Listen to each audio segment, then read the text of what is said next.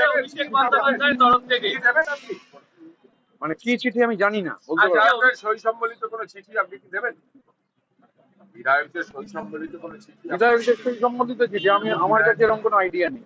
আজকে তৃণমূলের তরফ থেকে একটা চিঠি দেওয়া হয়েছে, সেখানে সই ছাড়াই আবার শোভনদেব চট্টোপাধ্যায়কে বিরোধী দলনেতা করার অভিষেক বন্দ্যোপাধ্যায় সেই চিঠিতে সই করেছেন এবং আজকে জমা দেওয়ার মানে রেখে আসা হয়েছে। এবং এই চিঠিতে পঙ্কজ বন্দ্যোপাধ্যায়ের রেফারেন্স টানা হয়েছে যে তাকে কিভাবে বিরোধী দলনেতা করা হয়েছিল সেটি।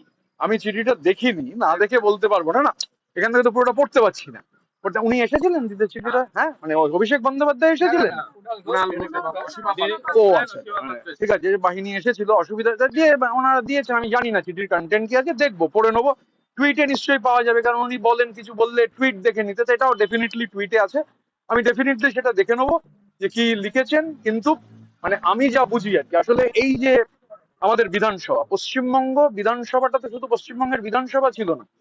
1931 সালের 9ই ফেব্রুয়ারি বাংলার গভর্নর স্ট্যানলি জ্যাকসন এই বাড়িটার পত্তন করেছে। মানে ভিত্তিপ্রস্তর 2 বছর আগেই হয়েছিল, এটা 9 ফেব্রুয়ারি 1931 এই বাড়িটা যাত্রা শুরু করে। বেঙ্গল লেজিসলেটিভ কাউন্সিল, গোটা বাংলার প্রধানমন্ত্রী এখানে বসতেন। তো এই বাড়িটার একটা অন্যরকম গুরুত্ব রয়েছে। আর ওই স্পিকারের চেয়ার, স্বাধীনতা পরবর্তী সময় স্পিকারের চেয়ারের একটা গরিমা রয়েছে। সে বিজয় কুমার বন্দ্যোপাধ্যায় থেকে শুরু করে হাসিম আব্দুল হালিম পর্যন্ত স্বাভাবিকভাবে গত 15 বছরের যে অভ্যেস, প্র্যাকটিক্যালি মানে যিনি চালিয়েছেন, উইথ অল ডিউ রেসপেক্ট, স্পিকারের চেয়ারের ব্যাপারটা, মানে এই যে ধরুন কমনওয়েলথে স্পিকার আর যান না, কেন যান না? কমনওয়েলথে স্পিকারের যাওয়া বন্ধ হয়ে গেল পশ্চিমবঙ্গ বিধানসভা। এটা আমার ধারণা একটা অভ্যেস পরিণত হয়েছিল। মানে এই যে বসিং অ্যাটিটিউড, আমরা যা বলে দেবো তুড়ি মেরে, এই বসিং অ্যাটিটিউডটা কোথাও কাটছে না। রাজনীতির সঙ্গে যোগাযোগবিহীন মানুষজন, গ্রাউন্ডের সঙ্গে, গ্রাসরুটের সঙ্গে কোনোই যোগাযোগ নেই। আমি দুটো নাম তো শুনলাম, গ্রাসরুটের সঙ্গে কোনো যোগাযোগ নেই।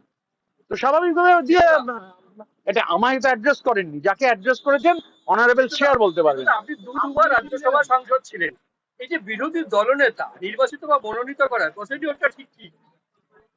দেখুন, নর্মালি যেটা হয়, এটা এমএলএ এমপিদের, যখন আমি এমএলএ বলতে পারবো না, এমপিদের ক্ষেত্রে এটা হচ্ছে বসে আলোচনা হয়, সবাই স্বাক্ষর অ্যাটেন্ডেন্স হয়। এবারে যেটা হয়েছিল আমি বলেছি, যে কারণে আমি আর সন্দীপন চিঠি দিয়েছিলাম, যে প্রথম যখন আমরা দেখি যে সই যে জাল হচ্ছে, জাল প্র্যাকটিক্যাল, কারণ যে বিধায়ক নেই, আমি আরো অনেক পরে সই করেছিলাম, আমরা দেখছি যে অনেকগুলো ব্লক লেটারে হচ্ছে নাম লেখা রয়েছে। এখন ব্লক লেটারে কেউ নাম লেখেন না। ব্লক লেটারে যেহেতু নাম লেখা রয়েছে, আমরা তখন খুঁজে দেখলাম, আরে আমি বিধায়কদের নাম বলবো না, অনেকেই পুলিশের কাছে বলেছেন। একজন বিধায়ক তো আবার বাড়ি থেকে বেরোননি সেদিন, যার ফলে তার টাওয়ার লোকেশনটা গোটাটাই একই জায়গায়, কোনো মুভমেন্ট নেই। বাকি যারা এরকম এমএলএ আছেন তাদের মুভমেন্ট ছিল, কিন্তু এই তারা ছিলেন না মিটিং। স্বাভাবিকভাবে ধরুন এই ব্যাক ডেটে আমরাই তো সই করেছি, আমরা তো 19 তারিখে করেছি। আপনি যদি বলেন কেন করেছেন, ওখানে পরিবেশ পরিস্থিতি ছিল, করেছি, আমরা করতে হয়েছে। কিন্তু সেখানে করতে গিয়ে দেখি যে সই একরকম, সই এক জিনিস, যে এমএলএ নেই সেই এমএলএ দের নাম ব্লক লেটারে লেখা হয়ে যাচ্ছে। এবং আমার যে চিঠিটা সেটা তো পাবলিক ডোমেনে এসেছে, মানে আমাদের যে চিঠিটা আমার আর সন্দীপনের পাবলিক ডোমেনে সেটা আছে। তো স্বাভাবিকভাবে আমরা কি লিখেছি সেখানে আপনারা জানেন। মানে আর স্পিকারের তো কোনো পলিটিক্যাল পার্টি হয় না, speaker custodian of the house. তো এবং তার অনেক উদাহরণ রয়েছে আমাদের দেশে, স্পিকার পদ, স্পিকার। তো স্বাভাবিকভাবে মানে স্পিকারকে অ্যাড্রেস করা হয়েছে, আমি যেটা দেখলাম, এখনো দেখিনি আর কি। স্বাভাবিকভাবে আমরা যখন যেটা করেছিলাম তাতে কিন্তু ওটা অ্যাটেন্ডেন্স ছিল, দেয়ার ওয়াজ নো রেজলিউশন। আমরা কোনো রেজলিউশনে সই করিনি, এটা বলতে পারি। জালটা করলো। দেখুন, আমি তো প্রশাসন নই বা আমি এজেন্সি নই যে আমি ঠিক করে দেবো যে কে জাল করেছে। ওখানে অনেকে ছিলেন, এখন তাদের মধ্যে সবার আবার চাকরি আছে কিনা তাও আমি জানি না। তার কারণ হচ্ছে ক্যামাক স্ট্রিটের ক্রাউন প্রিন্সের অফিসের অনেক ছেলে মেয়ের তাদের চাকরি চলে গেছে, এবং তাদেরও আবার ব্যাকডেটে রেজিগনেশন দিতে হয়েছে। তাহলে বোঝা যাচ্ছে যে এই ব্যাকডেটে সই করাটা এই নতুন কর্পোরেট স্টাইলের যে তৃণমূল, কর্পোরেট স্টাইলের এই তৃণমূলের কোথাও ডিএনএর মধ্যে এটা ঢুকে গেছে। গতকাল শুনছিলাম আপনার চ্যানেলে, আজকে সকালে শুনেছি গতকালের অনুষ্ঠান, সেখানে আরেকজন বলেছেন, তিনি বলেছেন যে ইভেন আমলাদের সইয়েও প্রচুর হচ্ছে জাল রয়েছে। স্বাভাবিকভাবে মানে এই কথা বিভিন্ন জায়গা থেকে উঠছে। আমাদের মনে হয়েছিল এটা তো তৃণমূলের ওখানে বলে অভ্যন্তরে লাভ নেই, যারা সই করাচ্ছিলেন তারা সবাই ক্রাউন প্রিন্সের অফিসের মানে হর্তাকর্তা বিধাতা অনেকে। এখন আমি এটা নিশ্চিত নই, আমি মুখগুলো চিনি, সবার চাকরি আছে কিনা আমি তাও জানি না। কিন্তু সই তাদের হাতেই, তারাই খাতাটা নিয়ে এদিক ওদিক করছিলেন, এটা দেখেছি। গতকাল আপনি বলেছিলেন কোনো রেজলিউশনই তো হয়নি, কোনো রেজলিউশন শোভনদাকে দলনেতা করার কোনো রেজলিউশন তো বিধায়কদের সামনে প্লেস করতে হবে, এরকম রেজলিউশন তো পাইনি আমরা। গতকাল আপনি বলেছিলেন যে টিএমসি আরে বিধায়করা লেজিসলেটিভ পার্টি বলে একটা বিষয় হয়, লেজিসলেটিভ পার্টি, পার্লামেন্টারি পার্টি। পার্লামেন্টে, আমি পার্লামেন্টের মেম্বার ছিলাম, পার্লামেন্টে পার্লামেন্টারি পার্টি হয়, দুটো হাউসের আলাদা আলাদা পার্লামেন্টারি পার্টি, আবার একটা মিলিত পার্লামেন্টারিও পার্টি হয়। তো লেজিসলেচার পার্টি কি ঠিক করেছে কিছু? আমি অন্তত জানি না। আপনি কি আগামী দিনে এই চিঠি দেবেন? I live for a day, Krishnendu, so I cannot tell what happens tomorrow. কাল কি হবে আমি এক্ষুনি বলতে পারছি না। আপনার ভূমিকা কি হবে, যেহেতু দল বা পার্টি, আপনার পার্টি যেহেতু আপনাকে বহিষ্কার করেছে, আপনার ভূমিকা কি হবে? আমি সংবাদ মাধ্যমের থেকে শুনেছি আমি বহিষ্কৃত, আমি সংবাদ মাধ্যমের থেকে দেখেছি, এই অবধি অন্য কোনো কমিউনিকেশন নেই। গতকালকে আপনি একটা ইন্টারভিউতে বলেছেন যে আমি তো স্পিকার নই, I am not the speaker, তো সেটা স্পিকারকে অ্যাড্রেস করা, সেটা স্পিকার বলতে পারবেন। How can I tell that? গতকাল আপনি একটা ইন্টারভিউতে বলেছেন যে আপনি টিএমসি দলটা থাকবে না, কিন্তু আজকে যখন আপনি ঢুকছিলেন বিধানসভায় বললেন যে মমতা বন্দ্যোপাধ্যায় আপনার নেত্রী।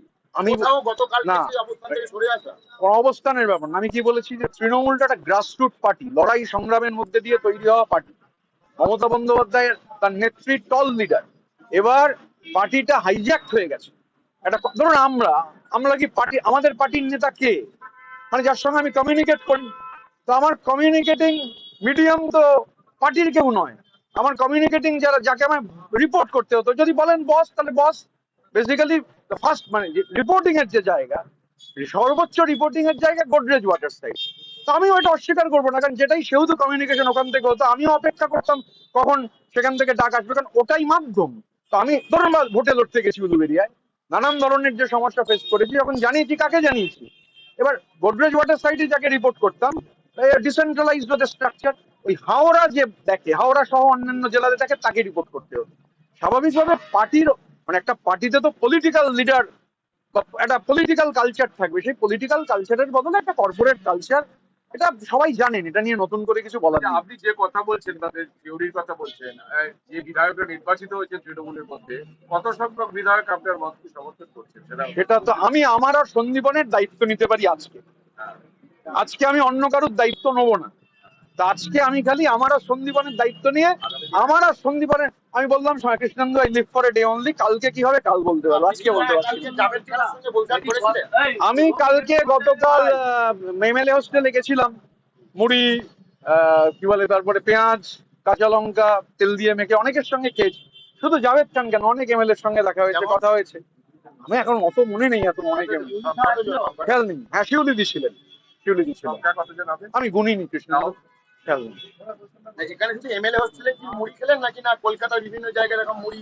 না, এমএলএ হোস্টেলেই খেয়েছি, তার বাইরে আর খেতে হয়নি। উত্তর চব্বিশ পরগনায় কোনো বিধায়কের বাড়িতে? উত্তর চব্বিশ পরগনায় যাইনি এর মধ্যে। ও হ্যাঁ, উত্তর চব্বিশ পরগনার রথিনদাকে দেখতে গেছিলাম। ঠিক ঠিক, রথিনদার বাড়িতে গেছিলাম, কেন অস্বীকার করবো? ওখানে অনেক এমএলএ ছিলেন। আমি রথিনদাকেই দেখতে গেছিলাম। ওটা যিনি বলেছেন তাকে তো আমায় প্রমাণ করতে হবে যে আমি কোনো হোটেলে মিটিং করেছি। উনি আবার, আমি ওনাকে প্রমাণ করতে হবে, উনি বলেছেন যে আমি একটা হোটেলে এমএলএদের নিয়ে মিটিং করেছি। তৃণমূলের বিধায়ক, বিরাট অংশের বিধায়ক আপনার সাথে সরাসরি যোগাযোগ রাখেন, খবরের কোনো সত্যতা আছে? দেখুন, আমি খুব অ্যাক্সেসেবল, আমার দুটো ফোনে 24,000 নাম্বার আছে, আমি এক্ষুনি দেখিয়ে দিতে পারি। তার মধ্যে উলুবেড়িয়া পূর্বে 6,000 নাম্বার আছে।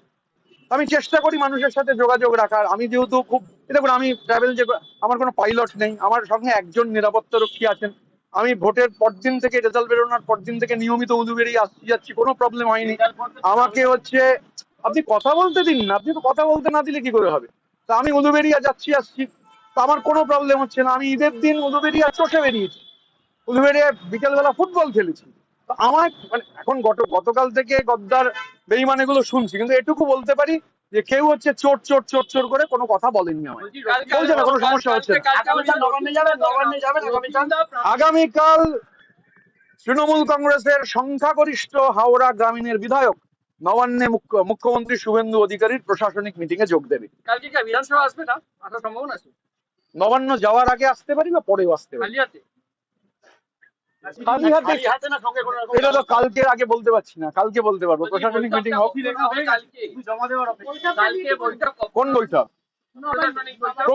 প্রশাসনিক বৈঠক দুটো, কলকাতা, দক্ষিণ 24 পরগনা, হাওড়া। আমি এটুকু বলতে পারি যে আমি যে জেলা থেকে ভোটে জিতেছি, তৃণমূল কংগ্রেসের সংখ্যাগরিষ্ঠ বিধায়ক মাননীয় মুখ্যমন্ত্রী শুভেন্দু অধিকারীর ডাকা সেই মিটিং আমরা বিরোধী, কিন্তু আমরা গঠনমূলক এবং সদর্থক বিরোধিতা করব।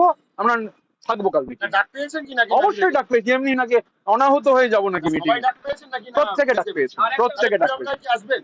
আমি পুলক রায়ের দায়িত্ব কোনোটাই নিতে পারবো না। আরেকটা প্রশ্ন হচ্ছে যে রথীন্দ্র তো এখন প্রাক্তন বিধায়ক। কে বললো? রথীন্দ্র জিতেছেন, মধ্যমগ্রাম থেকে রথীন্দ্র জিতে এমএলএ হয়েছেন। রথীন্দ্রর সাথে দেখা করতে গেলেন কি, মানে উনি অসুস্থ বলে?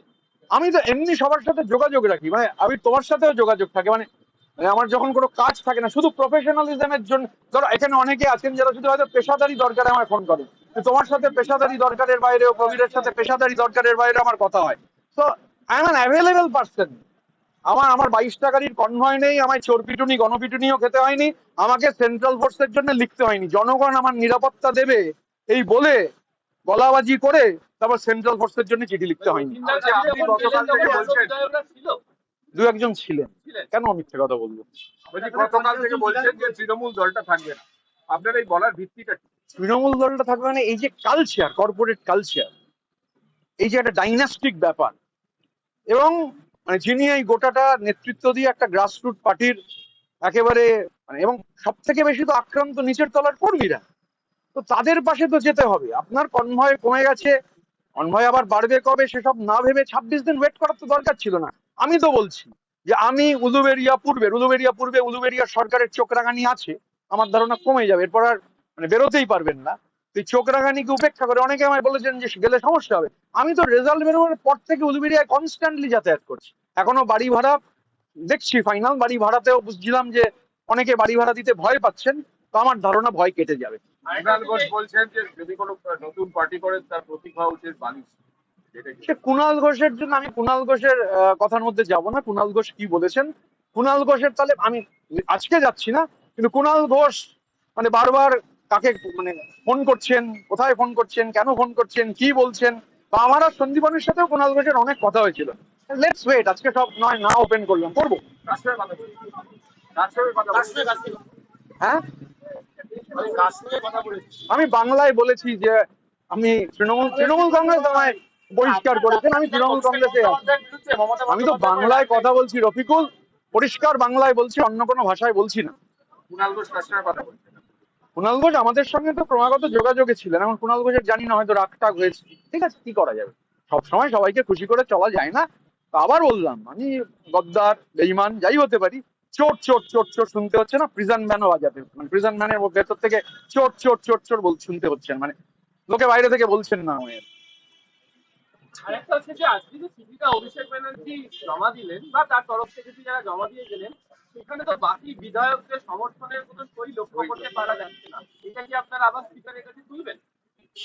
আমি চিঠিটা পড়বো আগে, তারপর সন্দীপনের সঙ্গে আগে বসে ঠিক করব কি করব। তবে এটুকু বলতে পারি যে বিমান ব্যানার্জি আর ওই বিধানসভা স্পিকারের চেয়ারে বসেন না, যার ফলে মানে ডেসপটরা যেরকম করেন আর কি, যা খুশি তাই মানে তুড়ি মেরে বলে দেবো। আর ওই যে বললাম, আপনারা আমায় জিজ্ঞাসা করেছিলেন, আমি আমার আর সন্দীপনেরটা জানি, আমরা মিটিং এ যাইনি, কারণ আমরা উঠে দাঁড়িয়ে অভিষেক বন্দ্যোপাধ্যায়কে স্ট্যান্ডিং ওভেশন দিতে পারবো না, সেই জন্য যাইনি, সময় নষ্ট।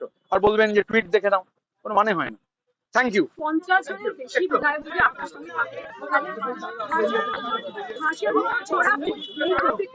আমি কোনো স্পেকুলেশনে ক্যানন ফডার ফিট করতে পারবো না। ক্যাননের যে স্পেকুলেশন, আমি কাল কি হবে কাল দেখা যাবে।